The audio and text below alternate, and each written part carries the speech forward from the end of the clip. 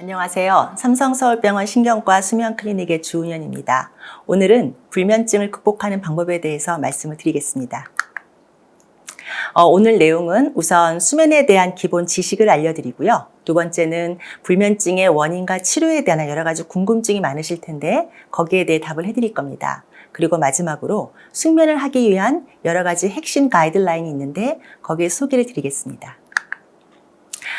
우리가 잠에 대해서는 많이 아는 것 같지만 사실은 그렇지 않은 경우가 많습니다. 예를 들어서 어떤 사람이 자는 거를 보고 죽은 듯이 잔다 라고 얘기하거나 코를 골면서 주무시는 분을 보고 너무 잘 자고 있다 라고 하거나 아니면 나이 드신 분들이 특히 많이 하는 말씀이 나 젊었을 때처럼 푹 잠을 자면은 모든 문제가 해결될 것 같다 라고 하는 얘기가 있는데요. 이거는 다 잘못된 얘기입니다. 여기에 대해서 말씀을 드릴게요.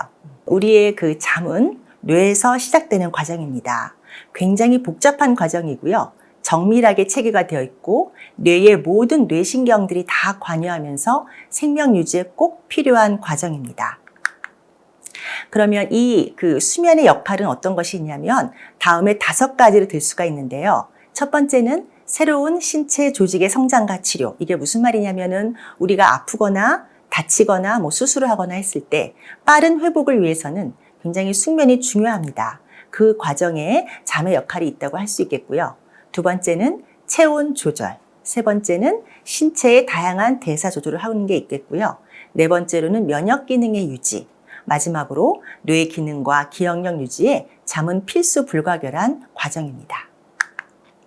그러면 잠을 얘기할 때 우리가 수면의 단계를 얘기해야 됩니다. 많은 분들이 나는 선잠밖에 못 잤다. 난 깊은 잠이 없다. 꿈만 꾼다 라고 얘기하는 것은 다음에 수면 단계 때문에 그런 건데요. 우리가 우선 눈을 감고 잠을 자려고 하면은 잠이 들랑말랑하는 시기가 있습니다. 그걸 우리가 non-REM 수면 중에서 1단계라고 합니다. 이 1단계 잠은요, 잠은 잠이지만 선잠이에요. 그래서 옅은 잠이기 때문에 자다 깨다가 반복이 되고요.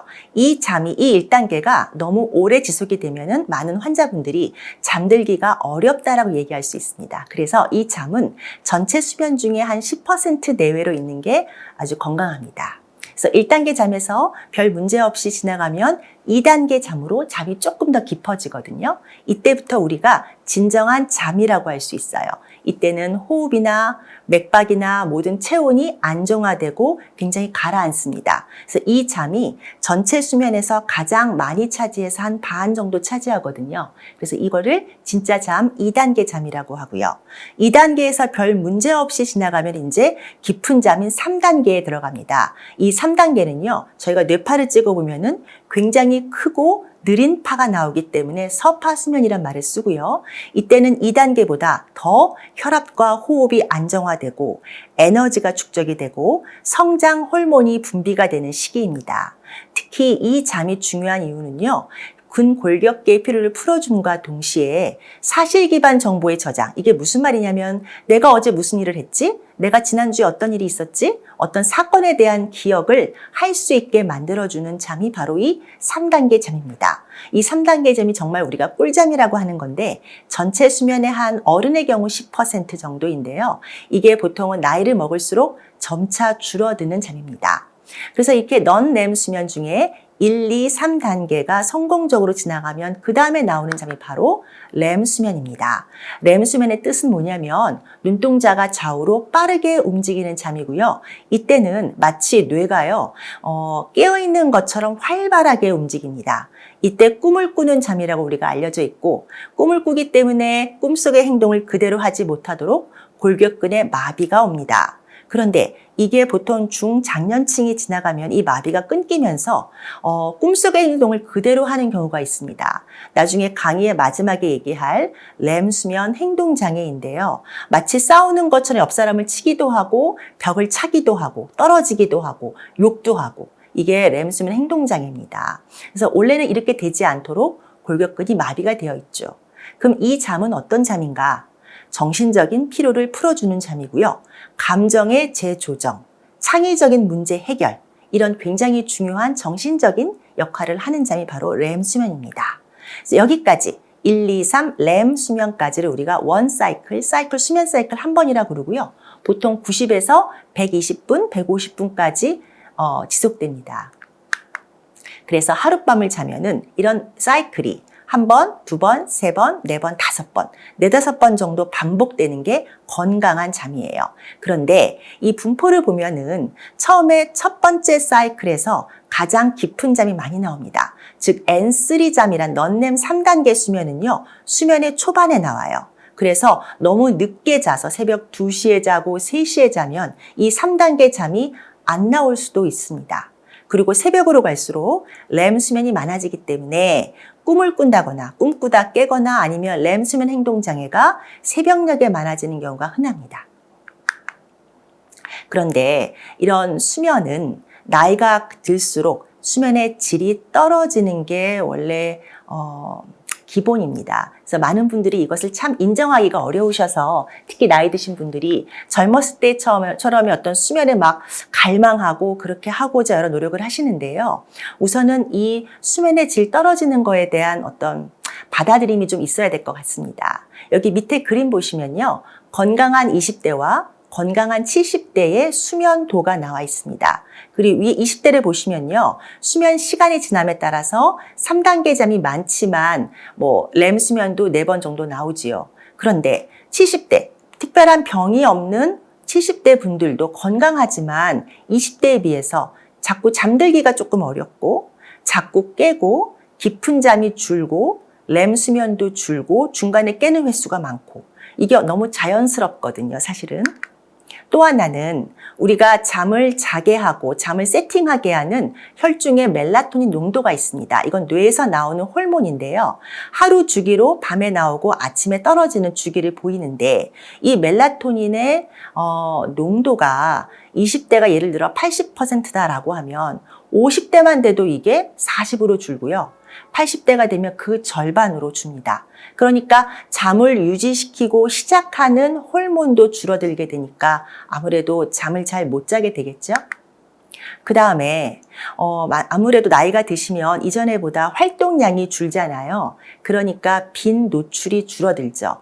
아침에 빛을 보는 것은 굉장히 중요한 수면 단계의 시작인데요. 무슨 말이냐면 낮 동안에 특히 오전 동안에 밝은 빛을 충분히 본 날은 그날 밤에 멜라토닌 분비가 굉장히 일찍 나오고 많이 나와서 잠의 질이 좋아지고 잠들기도 수월합니다.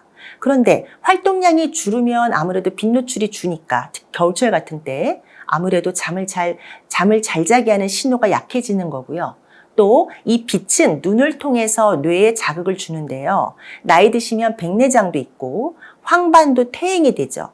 눈에 들어가는 필터가 강해지는 거예요. 그래서 빛이 100이 들어가는 게 아니라 젊었을 때처럼 눈을 통하면 50밖에 안 들어가니까 아무래도 뇌에 자극하는 신호가 약해지게 됩니다. 그래서 잠들기가 좀 어렵게 되지요.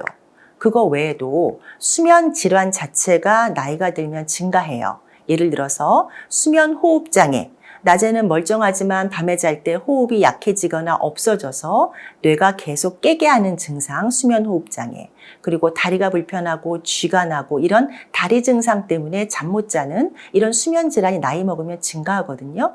이런 모든 상황들이 나이 드시면 잠을 잘 못 자게 하는 게 사실입니다. 그러면 연령별 적정 수면을 좀 보겠습니다. 이거는 미국의 수면협회에서 각 연령대별로 적정한 수면이 얼마인지에 대해서 제시한 그래프인데요. 위에 연령별로 보시면 보통 성인이 만 18세 이상이거든요. 그러면 가운데 파란 선이 7에서 9라고 써 있잖아요. 이게 권유하는, 추천하는 수면 시간이에요. 그런데 그 위아래 하늘색을 보시면 6부터 10일까지라고 돼 있어요. 즉, 사람에 따라서 적정 수면 시간 다를 수 있습니다. 전 인구의 한 90% 정도는 7에서 9시간 정도를 자야 좋은 잠이지만 충분한 수면 시간이지만 어떤 사람은 11시간을 자야 되는 사람도 있고 정상적으로 어떤 사람은 6시간만 자도 괜찮은 사람이 있기 때문에 모든 사람들이 다 7시간, 8시간을 지키려고 강박 가질 필요는 없습니다. 보시면 성인기를 지나서 노년기가 돼도 적정한 수면 시간은 7에서 8시간으로 비슷해요.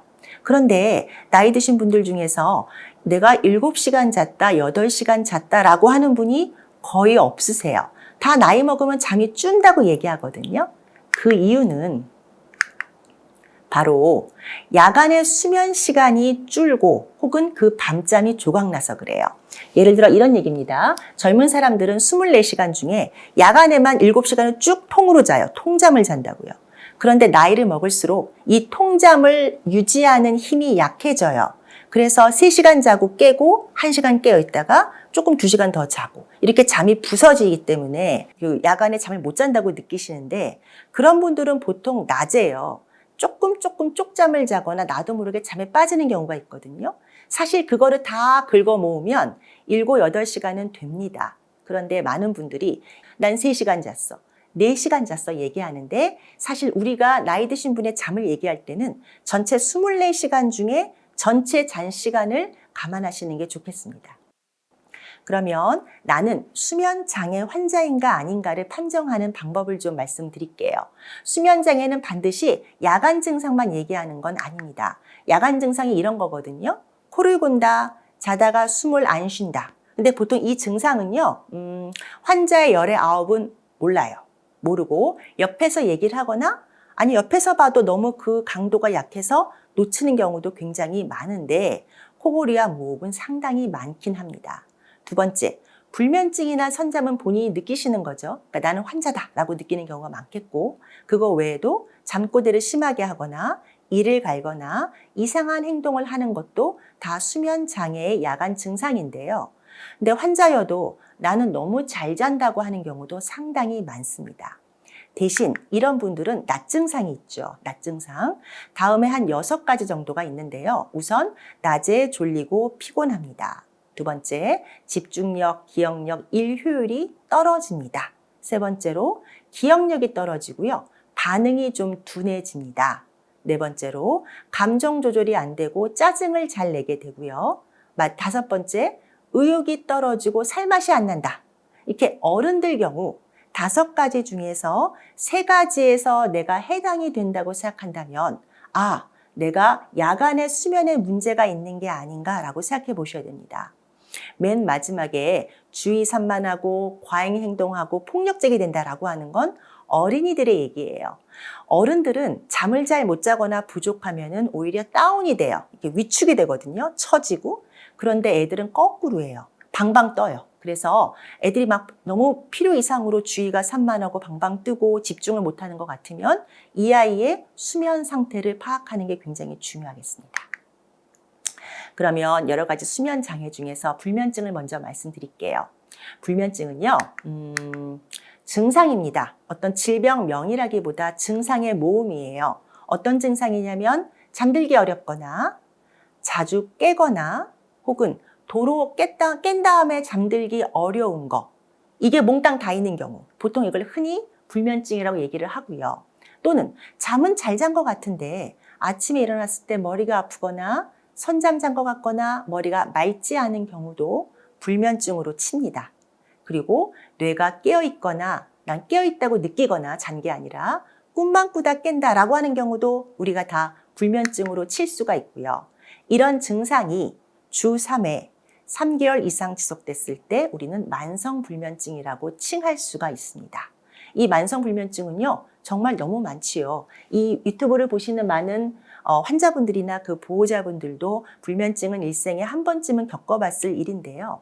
여기 연령대 그림 보시면요. 연령이 증가할수록 80대 이상에서는 18%죠. 전 이건 오히려 약간 좀 약하게 나온 것 같아요.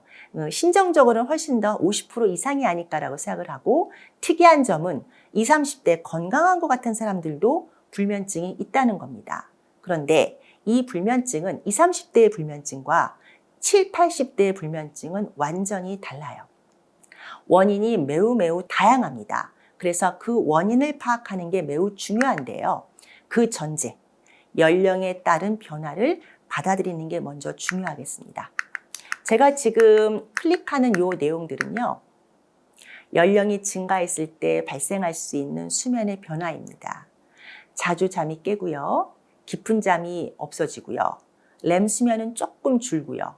수면 주기가 짧아지고 적어진다라고 얘기할 수 있고 아까 그 사이클이 4번, 5번이 정상인데 나이 들면서 3번, 2번으로 줍니다. 그러니까 아무래도 렘 수면과 깊은 잠이 없어지면서 숙면이 안 될 수가 있습니다.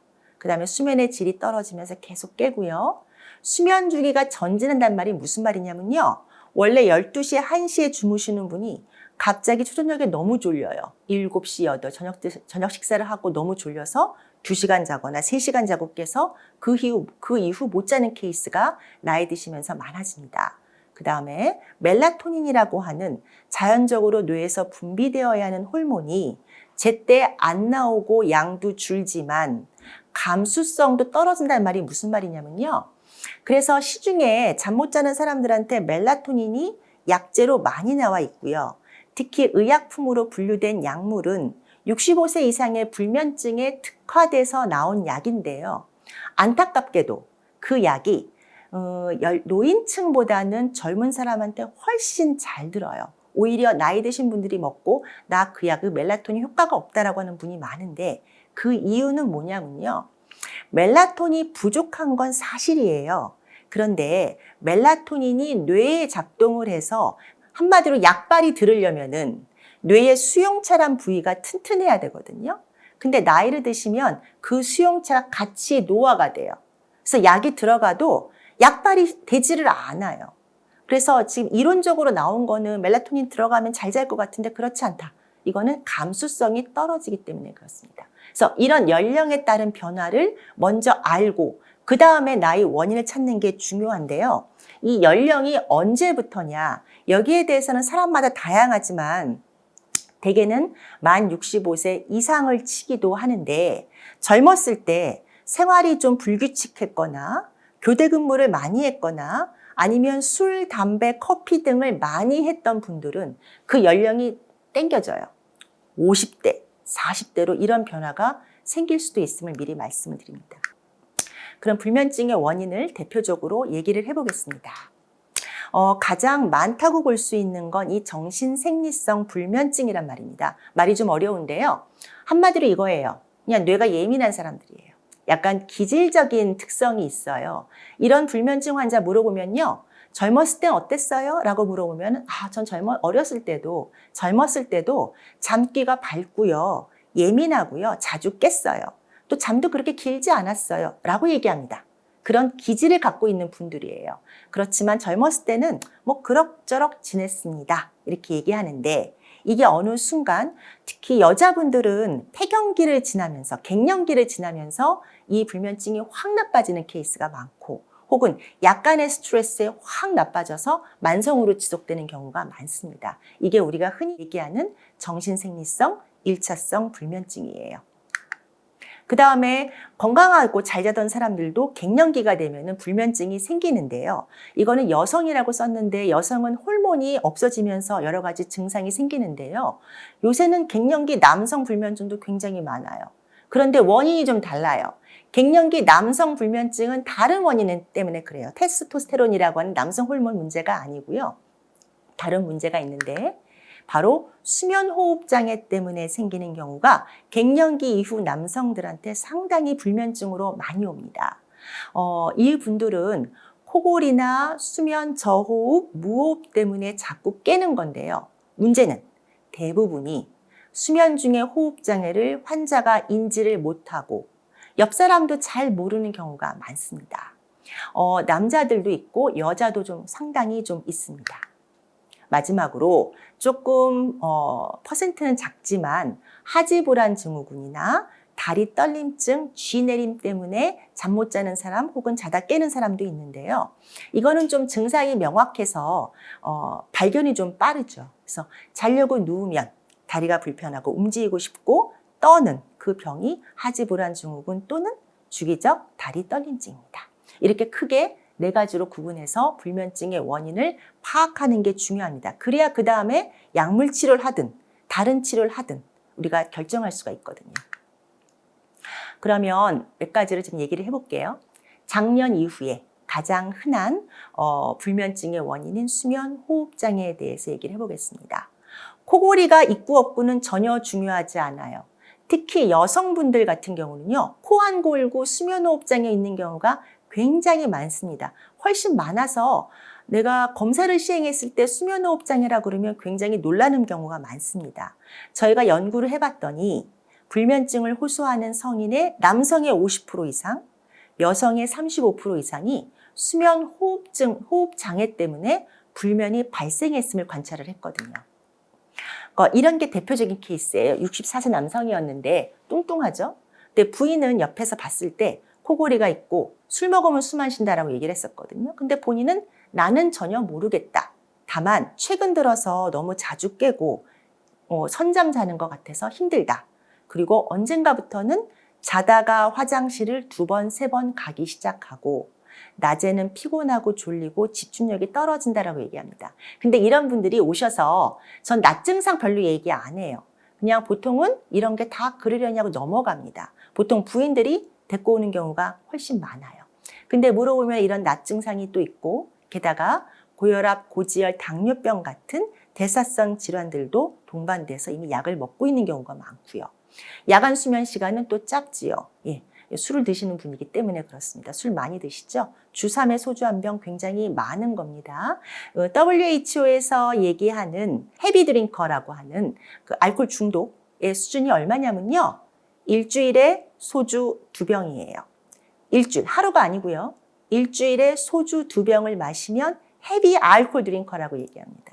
그런데 우리나라는 굉장히 술 문화에 관대하기 때문에 수면호흡 장애가 훨씬 많은 게 사실입니다. 그러면 이런 케이스, 이렇게 의심이 되는 케이스는 어떻게 불면증의 원인을 잡는가? 관찰하기 위해서는 바로 수면 다원 검사라는 걸 시행해야 돼요. 아마 들어보셨을 거예요. 야간에 검사실에 와서 하룻밤 자고 다음날 나가는 검사인데요. 여러 가지 자는 동안의 생체 징후를 보기 위해서 27개의 전극을, 센서를 온몸에 붙여요. 뇌파도 붙이고 코에다 호흡 센서 붙이고 가슴과 배에 호흡 노력을 보기 위한 벨트도 차고요. 손가락 끝에 산소 포화도도 체크하고 심전도, 다리 떨림증, 몸의 자세, 굉장히 많은 센서가 붙어서 많은 분들이 와, 이거 이렇게 붙이고 내가 어떻게 잘까? 특히 불면증 환자들은 걱정을 많이 하시는데요. 이게 1인실 방이거든요. 그리고 자기 전에 핸드폰 같은 거 원래 하던 습관은 조금 자제시키기 때문에 오히려 더 잘 주무시는 경우가 많습니다. 그래서 수면다운 검사를 하지 않으면 사실은 원인을 밝히기는 좀 어려워요. 이게 반드시 필요하고요. 보시면 수면호흡장애 환자의 그래프인데요. 위에 누워있을 때 하늘 보고 누워있는 사진 보이시죠? 똑바로 누우면 중력 때문에 상기도가 밑으로 처져요. 특히 나이 들수록 근육의 탄력성이 떨어지기 때문에 더 잘 들러붙습니다. 그래서 코 고는 많은 분들을 똑바로 눕혀서 코를 골면 옆으로 굴리잖아요. 그게 중력이 해소되기 때문에 그랬습니다. 그래서 옆에 상기도 그림 보시면 막 ET처럼 생긴 저게 통이거든요. 원통으로 된 그 근육인데요. 위아래가 뚫려 있고. 정상인 모양을 보시면 정상인데 저렇게 뚫려 있어야 되는데 숨을 안 쉴 때는 기도가 좁아져 있어요. 숨이 오도가지 않고 딱 끊기는 거예요. 밑에 그림처럼 수면 무호흡 30초, 40초. 굉장히 흔합니다. 그러면 숨이 끊기는 동안 무슨 일이 벌어지는가? 산소가 뚝뚝뚝 떨어집니다. 산소가 떨어지면 뇌에 센서가 있어요. 죽나 보다 싶어서 깬단 말이에요. 깨면 다시 호흡이 정상화가 되고 잠들면 다시 숨을 안 쉬고 산소가 떨어지고 뇌가 또 깨고 밤새 그런다는 거예요. 환자들이 느끼는 거는 깨는 걸 느껴요. 계속 깬다. 잠만 들면 깨고 잠만 들면 깨고. 깨는 걸 알지 깨기 전에 어떤 일 때문에 깨는지는 인지를 못해요. 그거는 검사를 통해서만 잡아낼 수가 있습니다. 그래서 수면호흡장애 환자들은요. 하룻밤에 몇백 번씩 깹니다. 예. 근데 환자가 인지하는 경우는 거의 없고요. 그중에 몇 번만 화장실 가는 걸로 알지요. 화장실 가고 싶어서 깬다라고 많이 얘기하시는데 많은 분들은 사실은 깨니까 가는 겁니다. 깨서 갑니다. 이건 72세 여자 환자였어요. 불면증이 심하지만 저는 코도 안 골고 무호흡도 없습니다 라고 얘기를 했는데 72세면 갱년기 이후 여성이죠. 수면호흡장애에 의한 불면증을 배제할 수가 없기 때문에 수면다운 검사를 시행을 하는데요. 그러면 이미 수면호흡장애가 꽤 많이 나오는 거죠. 시간당 26번은 많은 거예요. 시간당 5회 미만이 정상인데 이분은 26번씩 뇌를 깨워서 깨웠단 말이죠. 그래서 그 얘기를 했더니 나는 도대체 이거를 인정할 수가 없다라고 하시는 분이 많습니다. 그래서 느끼지 못하지만 수면은 나의 주관적인 보고와 객관적인 지표가 차이가 나는 경우가 상당히 많습니다. 그리고 또 질문이 나 젊었을 때는 코도 안 골고 특히 여자분들이 무호흡 같은 건 전혀 없었는데 왜 나이 먹어서 이런 게 생기나요? 라고 물어보신다면 이렇게 말씀드릴 수 있어요. 그 수면호흡장애가 생기는 부위가 어디냐면은 저기 상기도라고 표시된 데 있죠? 코를 지나서 비강, 그 밑에 쭉 내려간 폐를 가는 하기도가 있는데요. 그 녹색으로 된 부위는요, 딱딱한 연질이에요. 이게 컬랩스가 안 돼요. 이렇게 쪼그라들지 않는데 그 위에 상기도란 부위는 근육 덩어리 때문에 들러붙을 수가 있어요. 왜 우리가 음료수를 마실 때 빨대로 먹잖아요. 쪽 빨면은 딱 달라붙죠. 그래서 물이 오도가도 하지 않죠. 딱 그 상태가 수면호흡장애거든요. 근데 왜 생기냐면 우선 거기가 다 근육 덩어리이기 때문에 젊었을 때보다 나이가 드시면은 근육이 톤이 떨어지죠. 흐물흐물해진단 말이에요. 흐물흐물해지면서 달라붙기가 쉽고요. 또 배가 나오거나 목이 살이 쪄가지고 목이 뚱뚱해지면은 그 눌리는 것 때문에 누웠을 때 중력에 눌리는 것 때문에 더 잘 들러붙게 되고요. 그 다음에 더 중요한 건 뭐냐면 이렇게 뚱뚱하거나 목이 짧고 두껍지 않아도 빼짝 마른 여자분들이 70세에 불면증이 호흡장애 때문에 생기는 이유는 뇌의 호흡 조절 중 기능이 손상되기 때문에 그래요. 이거는 노화의 한 과정이긴 합니다. 그래서 남녀 공히 나이를 먹으면 수면호흡장애가 생기게 마련인데 사람마다 그 정도가 차이가 있는 것뿐입니다. 그래서 주간 피로감이나 식곤증이나 상쾌하지 않은 잠을 느끼신다면 그리고 나이가 50세 이후라면은 가장 흔한 원인으로 수면호흡장애를 한번 생각해 보시기를 추천드립니다. 그래서 이런 증상이 있어요. 아까 다시 정리하자면 수면 중에 자꾸 깬다 그랬죠. 호흡장애 때문에. 그래서 수면의 질이 떨어져서 그 결과로 졸리고 피곤하고 또 머리도 많이 아파요. 두통이 많거든요. 특히 일어나자마자 머리 아픈 케이스 혹은 자다가 머리 아파서 깨는 케이스 대개 수면호흡장애 때문에 그래요. 그리고 낮에 집중력과 기억력이 떨어지고 남성들 성욕 저하 호소하고요. 그 다음에 근골격계 질환이 증가합니다. 온몸이 아파요. 아까 수면 단계에서 넌렘 3단계 잠의 기능 중에 하나가 근골격계 피로 회복이거든요. 근데 자고 일어나도 그 피로감이 회복이 되지 않습니다. 그 3단계 잠이 없어지기 때문인데 수면 호흡 장애가 있으면요. 3단계부터 없어져요. 3단계부터 없어집니다. 그래서 이런 근골격계 질환이 증가하고요. 자다가 화장실 가는 케이스도 증가하고 졸리니까 여러 가지 사고도 생길 수 있어요. 근데 더 중요한 것은 이런 야간 무호흡 때문에 산소가 몸에서 자꾸 떨어지고 숨을 윽 하고 20초, 30초 안 쉬는 동안에 그 모든 로딩이 다 심장 압박으로 가요. 그래서 이거를 내비두면은 장기간 동안 내비뒀을 때 부정맥, 빈맥, 협심증, 심장마비, 심장부전 이런 심장질환이 무지막지하게 올라갑니다. 그리고 자꾸 자다 깨다 하니까 자고 있는 동안에는 신경 중에서 자율신경 중에서 부교감 신경이 더 우세하여 안전된 상태를 릴렉스를 해야 되는데요. 거꾸로 교감 신경이 흥분하면서 스트레스 호르몬이 증가하거든요. 혈압이 올라가요. 그래서 아침 혈압이 약을 먹어도 비정상적으로 높은 분들은요. 야간 수면을 잘 못 취한 케이스예요. 그리고 지질대사랑 당대사까지 교란을 시켜서 당뇨랑 고지혈증도 촉발하게 합니다.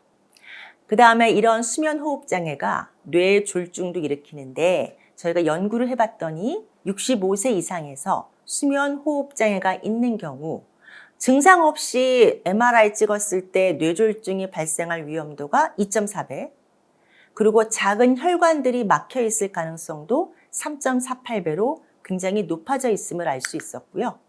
심지어 치매까지 일으킨다라는 논문이 나와 있는데요. 이건 대만 연구였습니다. 5년간 조사했더니 40세 이상 무호흡증이 있고 없는 환자를 추적 관찰한 거죠. 치매 발생 위험도가 1.7배 무호흡 있는 군에서 생겼고요. 특히 남성 50에서 59세에 무호흡증이 있으면 그 위험도가 6배 이상 증가하는 것으로, 그리고 성별로는 여자가 남자보다 높은 걸로 나왔고요. 발생 시점은 무호흡증 진단받고 첫 2년, 3년 이내에 발생하는 비율이 높았습니다. 그러면 이런 수면호흡장애를 어떻게 치료할까요? 우선 1번에 있는 게 우리가 모두 다 알고 있는 건강에 대한 그 기본 상식이죠. 체중을 줄이고요. 운동을 하고 규칙적으로 수면 습관을 갖고 있으며 금주와 금연하는 게 굉장히 중요합니다.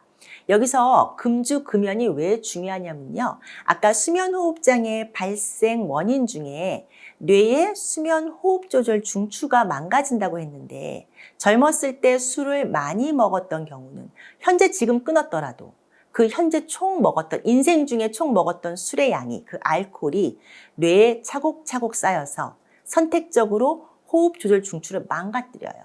그래서 젊었을 때 술 먹었던 사람들은 수면호흡장애가 훨씬 심합니다.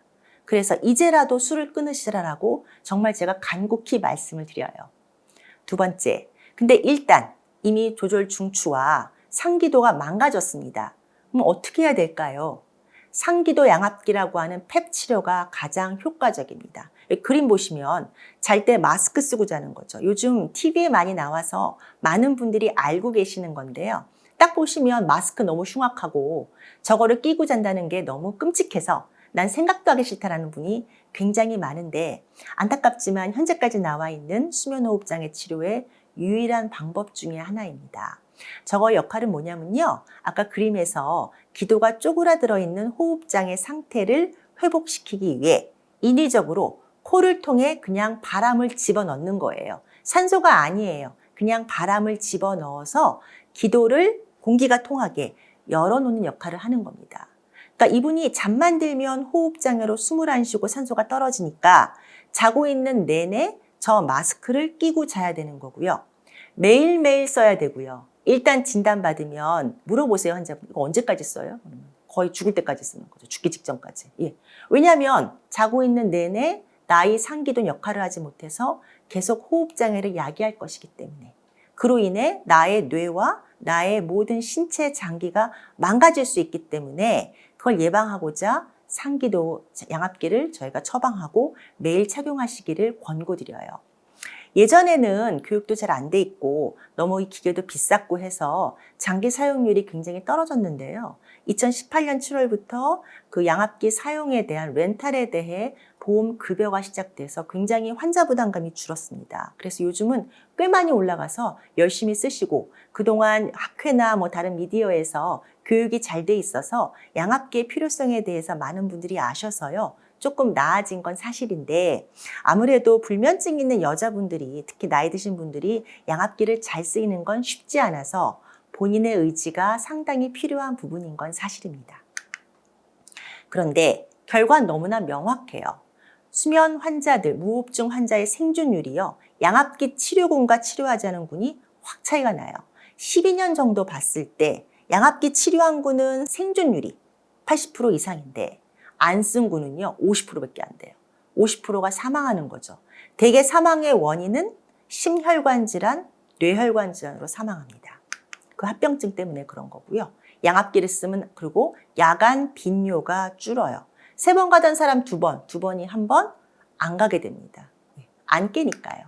그리고 제가 아까 그 수면호흡장애가 뇌를 망가뜨리면 집중력, 기억력이 떨어진다 그랬는데요. 양압기를 6개월만 써도 부분적으로 뇌혈류가 떨어졌던 부분이 회복되는 것을 관찰했기 때문에 양압기를 열심히 써야 되는 이유는 너무나 명확합니다. 두 번째로 하지불안 증후군이라고 하는 또 다른 불면증의 원인을 말씀드릴게요. 자려고 누우면요. 다리가 불편해요. 움직이고 싶고. 근데 가끔 다리, 팔, 등까지 그런 경우도 있는데 주로 하지입니다. 낮에는 멀쩡한 경우가 많아요. 또는 낮에 뭐 비행기 타고 가거나 차를 오래 타면 그때 좀 다리가 불편한데 그때는 다리를 좀 두들기고 움직이고 왔다 갔다 하면 뭐 별로 문제가 없거든요. 근데 자려고 누웠을 때 그러면 잠들기가 어렵단 말이에요. 이게 바로 하지 불안 증후군이고요. 매우 흔해요.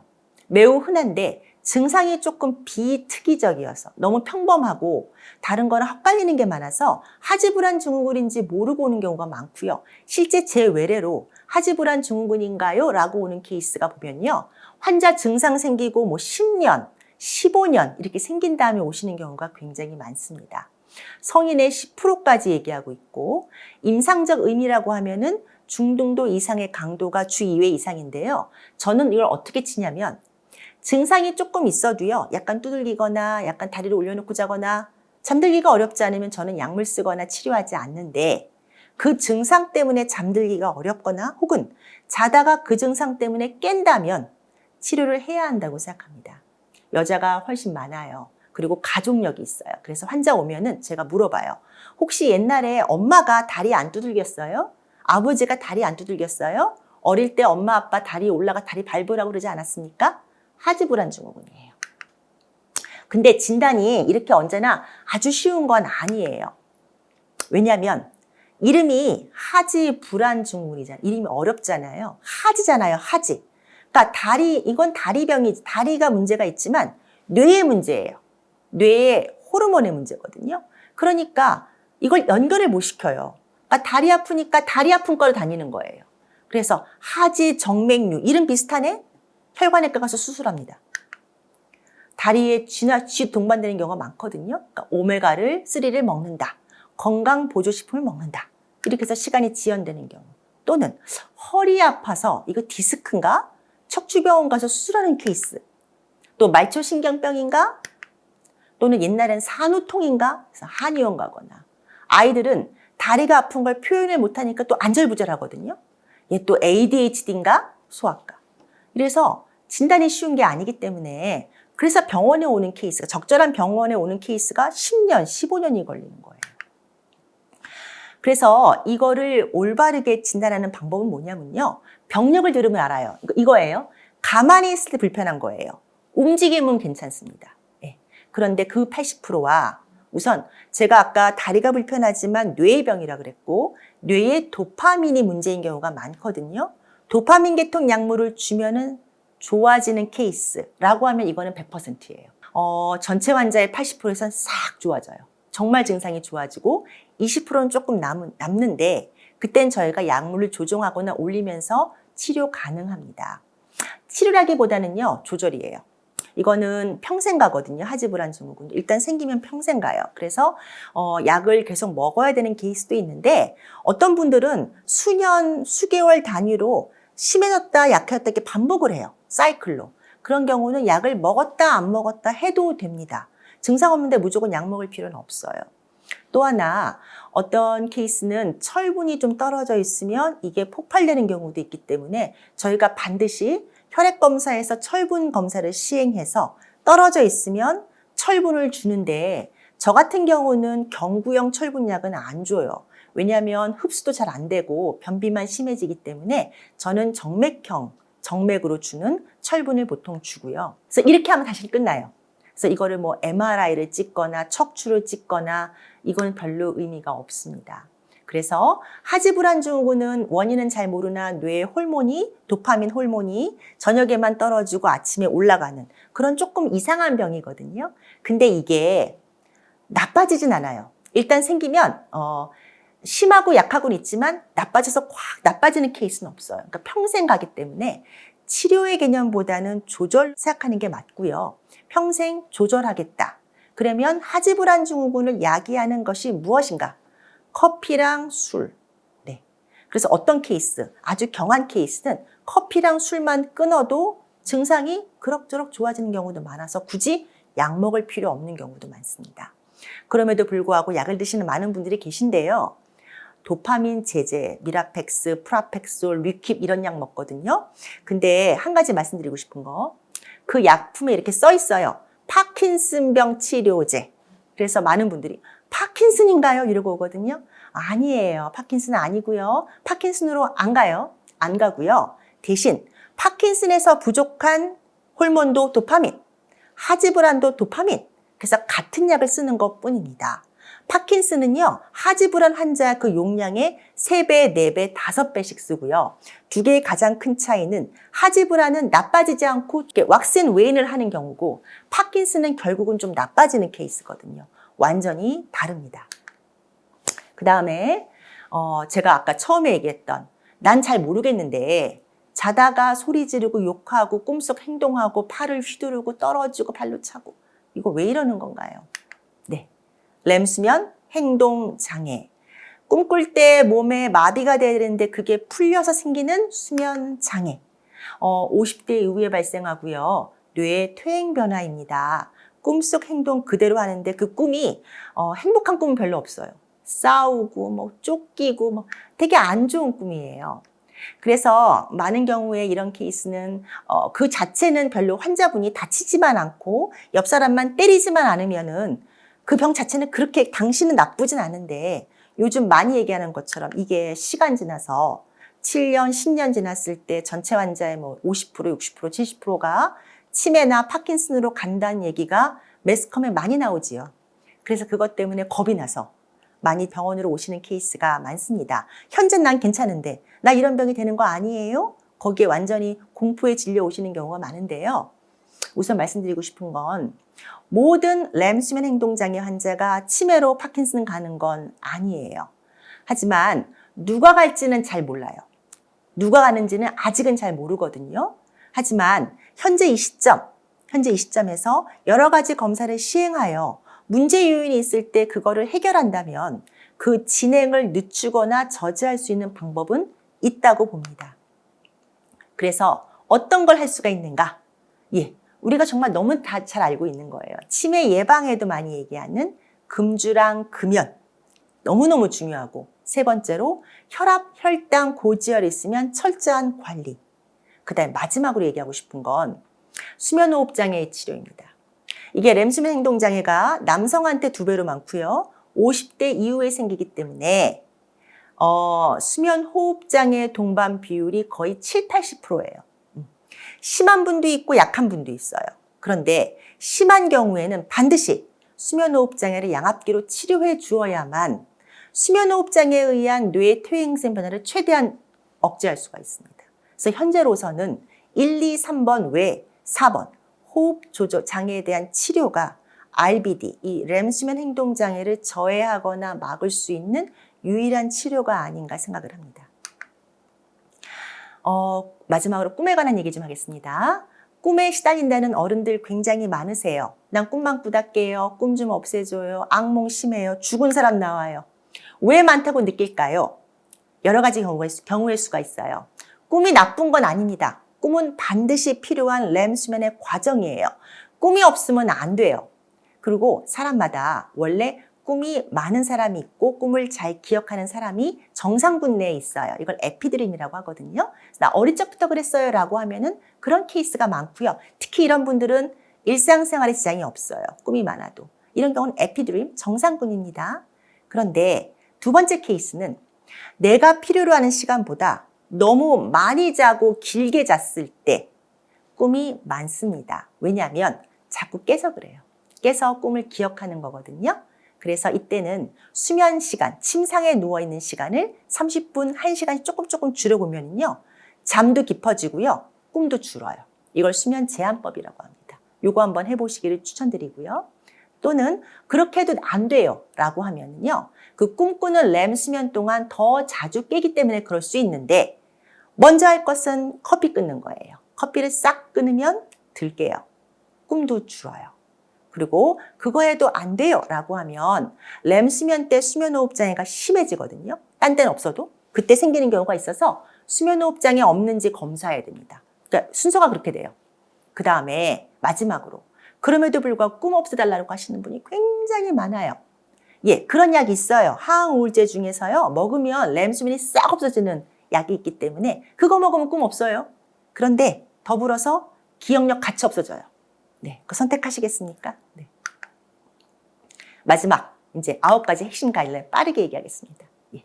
가장 중요한 잠을 잘 자려면요. 이게 1, 2, 3, 4, 5, 6, 7, 8, 9가 순서예요. 우선순위. 첫 번째, 규칙적인 수면 각성 리듬. 어르신들은 당연히 이렇게 해요. 규칙적으로 살아요. 왜? 안 그러면 너무 몸이 힘든 걸 뼈저리게 느꼈거든요. 그래서 하는데 중요한 것은 나이 먹어 하는 게 아니고요. 젊었을 때부터 이걸 해야지 몸이 건강함이 헬티한 건강한 수면이 유지가 됩니다. 그래서 이제라도 어느 연령이건 규칙적인 수면 각성 자고 깨는 시간 일정하게 하는 게 굉장히 중요합니다. 두 번째는 낮 동안 충분한 빛 노출인데요.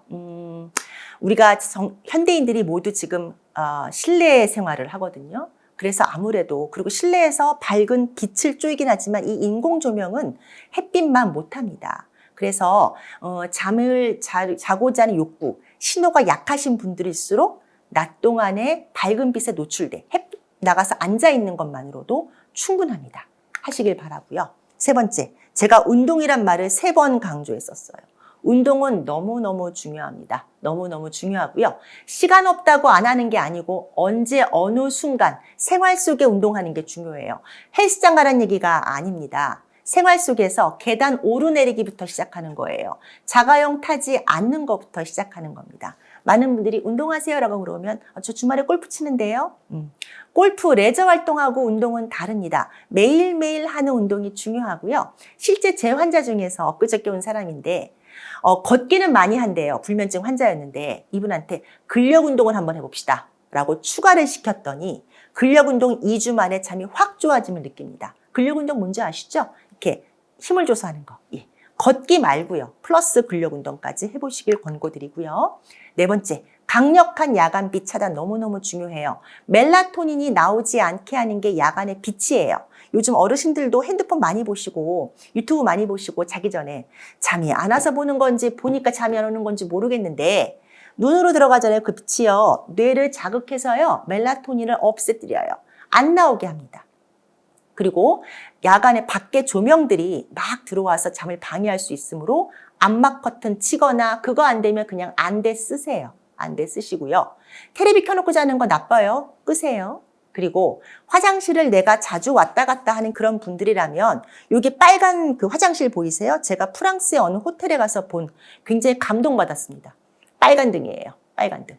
예, 화장실 조명 이 흰색 말고 어두운 적색 교체하시길 바라고요. 그 다음에 취침 2-3시간 전부터 스마트폰은 끕시다. 멜라토닌 요즘 많이 드시는데 아까 제가 얘기했어요. 나이 드실수록 뇌의 멜라토닌 수용체가 노화가 돼서 잘 안 들어요. 잘 안 들어서 멜라토닌은 이렇게 슈퍼에서 팔고 미국에서 팔고 뭐 이런 거는 건강 보조 식품입니다. 약재가 아니에요. 우선 먹어볼 수는 있는데 몇 번 먹었던 효과가 없다 그러면 드시지 않고 적절하게 불면증 원인 찾는 게 맞습니다. 그래서 스마트폰 4시간씩 하시는 불면증 환자 굉장히 많은데 멜라토닌 저희가 측정해 봤거든요. 자기 전에 절반, 안막에서 그냥 잤을 때보다 절반의 멜라토닌이 줄어요. 그러니까 잠을 자게 하는 신호가 확 떨어지는 겁니다. 그래서 아침에는 10,000럭스 이상의 밝은 빛, 낮에도 사무실은 밝게 하고요. 밤이 되면 불 끄는 거예요. 우리나라는 거꾸로 하죠. 밤 되면 실내에 불을 환하게 켭니다. 멜라토닌 분비될 시간을 주지 않아요. 그래서 밤에는 불을 끄고요. 밤에는 천장불 다 끄고 핸드폰도 강력하게 제한하고. 예, 되게 심심하겠죠? 근데 그러지 않으면 불면증 극복이 쉽지는 않습니다. 그 다음에 많은 어르신들이 또 그래요. 뭘 먹으면 잘 자요? 이렇게 얘기하는데 취침 시작 4시간 전부터 물 줄이세요. 물 많이 먹는 건 굉장히 중요한데 그래서 많은 분들이 어르신들이 자기 전까지 물을 먹어요. 예, 말고 저녁 식사 때까지 낮에 많이 먹고요. 저녁 식사 후에는요. 저녁에 혹시 먹는 약이 있으면 그 물만 약간. 예, 그 약에 대한 물만 약간. 최소한으로 줄여야 양효가 줍니다. 두 번째, 불면 있으면 카페인 종류는 아무것도 안 돼요. 커피, 녹차, 홍차, 보이차, 아무것도 안 돼요. 아무것도. 초콜릿도 안 됩니다. 숙면이 안 되는 것 같으면요. 우선 커피를 싹 끊길 권하는데 커피 끊기가 너무 고통스러우면 아침 10시 이전에만 한 잔. 네. 디카페인 드시는 분 많은데 디카페인이 D가요. 없다는 게 아니고 적다는 거예요. 예를 들어서 그냥 커피는 한 잔에 한 100, 200까지 들어있어요. 카페인 용량이. 디카페인 30에서 50 들어있습니다. 그것도 예민한 분들이 많기 때문에 디카페인도 예민한 분들은 안 드시는 게 맞고요. 그 다음에 그냥 유튜브에 많이 나오는 뭐 우유를 먹어요, 바나나를 먹어요, 뭐 스낵을 먹어요. 아무것도 안 돼요. 술은 당연히 안 됩니다. 술 먹고 잠을 푹 자고 싶다. 수면제보다 낫지 않겠나요? 얘기하는데 술이 최악이고요. 수면제는 차악이에요. 그래서 술은 절대로 뇌를 다 망가뜨려요. 안 됩니다. 그리고 24시간 중에서 식사를요, 꼭 밥은 아니더라도 어떤 것들 에너지가 되는 것들을 계속 간헐적으로 드시는 분이 있어요. 쉬는 시간 없이. 그거 안 되고 공복 시간을 최소한 12시간 이상 가져가는 게 좋아요. 즉, 숙면을 돕는 최고의 음식은 금식입니다. 마지막, 정기적 낮잠은 오후 커피보다 나아요. 많은 분들이, 직장인들이 특히 오후에 나른하잖아요. 그러니까 오후 커피를 습관처럼 마시죠. 오후에 일을 하기 위해서. 차라리 그때 낮잠이 난데 이게 여의치가 않으니까. 근데 오후에 커피를 먹으면 반짝은 하는데요. 그 카페인이 12시간 가거든요. 밤에 숙면을 못하게 해요. 그럼 밤에 잘 못 자고 아침에 또 막 좀비처럼 나오죠. 또 커피를 먹어서 또 이게 완전히 그 악순환입니다. 낮잠 자는 걸 권유하고, 특히 어르신들은 낮에 12시부터 2시 사이에 낮잠을 자는 거를 아주 생활화하십시오. 심장 건강에 도움이 됩니다. 그리고 내가 하늘 보고 못 잔다, 난 옆으로 자야만 해 라고 한다면 그건 호흡장애 있는 거예요. 하늘 보고 못 자면 문제를 파악해야 됩니다. 그리고 엎드려 자는 것은 잘못된 습관이에요. 디스코입니다. 하늘 보고 자는 자세를 추천드리고요. 그 다음에 무지하게 많은 보조제가 있죠. 건강 보조제, 기구, 시간이 없어서 짧게 얘기하지만 건강 해쳐요. 오히려 안 드시는 게 맞습니다. 이건 검증되지 않았어요. 검증되지 않았어요. 마지막으로 제일 중요한 것은 내가 잘하고 있는가, 내가 몇 시간 자는가, 내가 어떻게 자는가에 대해서 꾸준한 모니터링이 되게 중요합니다. 그거를 예전에는요, 수면 일기를 적으세요라고 얘기했는데 요즘은 굉장히 기술이 발전해서요, 이런 웨어러블 같은 이런 시계 있잖아요. 되게 많아요. 그걸 차면서 내가 몇 시간 자지, 어떻게 자지, 내가 활동량이 어떻게 되지, 나의 운동량이 어떻게 되지, 체크를 하면서 자가 피드백이라고 해요. 그거를 내가 스스로 보면서 내가 이렇게 자고 있구나. 매우 매우 중요합니다. 이런 모니터링을 통한 피드백을 잘 받으시길 바랍니다. 네, 이렇게 제가 3가지 얘기했고요. 잠은 뇌를 위한 과정입니다. 잠 건강이 뇌의 건강입니다. 오늘 강의가 도움이 되셨으면 합니다. 감사합니다.